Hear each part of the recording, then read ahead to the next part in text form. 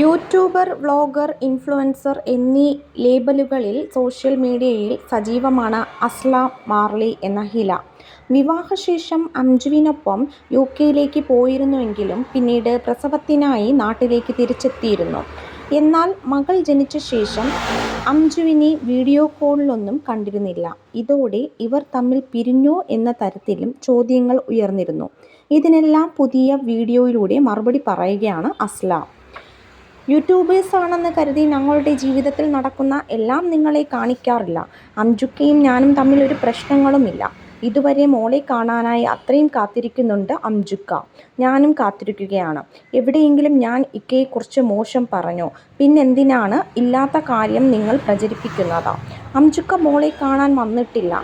പ്രസവം കഴിഞ്ഞ ശേഷം എന്നെ കാണാൻ വന്നിട്ടില്ല. അതാണ് വ്ളോഗിലും കാണാത്തത്.